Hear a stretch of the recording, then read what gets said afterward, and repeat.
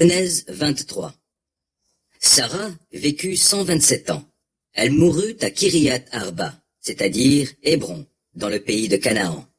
Abraham célébra ses funérailles et la pleura. Puis il se leva de l'endroit où reposait le corps de sa femme et alla parler aux Hittites. Il leur dit, « Je ne suis qu'un étranger chez vous.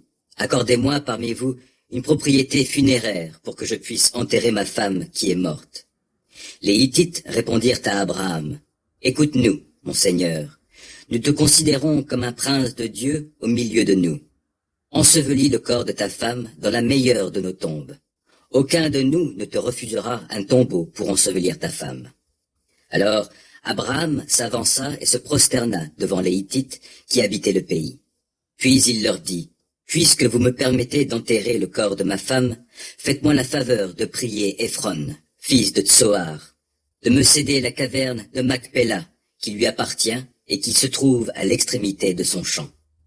Qui me l'accorde en propriété funéraire en votre présence contre sa pleine valeur en argent. » Or, Ephron, le Hittite, siégeait parmi eux. Il répondit à Abraham devant tous les Hittites qui venaient à la porte de sa ville. « Non, mon Seigneur, écoute-moi. Je te donne le champ et la caverne qui s'y trouvent. Je t'en fais don en présence des gens de mon peuple pour que tu y ensevelisses le corps de ta femme. » Abraham s'inclina profondément devant les gens de la région et il répondit à Ephron de façon à être entendu par tous. « S'il te plaît, écoute-moi à ton tour. Permets-moi de te payer le prix du champ. Accepte-le de ma part et j'y ensevelirai le corps de ma femme. » Alors Ephron reprit. « Mon Seigneur, écoute-moi. Que représente entre nous une terre qui vaut 400 pièces d'argent? Prends-la donc et ensevelis le corps de ta femme. » Abraham accepta la proposition d'Ephron et lui pesa la somme qu'il avait mentionnée en présence des autres Hittites, à savoir 400 pièces d'argent, suivant le cours usuel.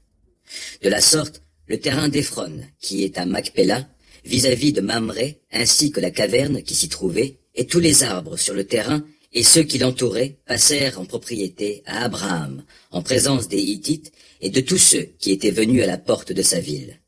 Après quoi, Abraham ensevelit sa femme, Sarah, dans la caverne du champ de Macpéla, vis-à-vis de Mamré, c'est-à-dire d'Hébron, dans le pays de Canaan. Les Hittites garantirent à Abraham la propriété du champ et de la caverne pour qu'il y enterre ses morts.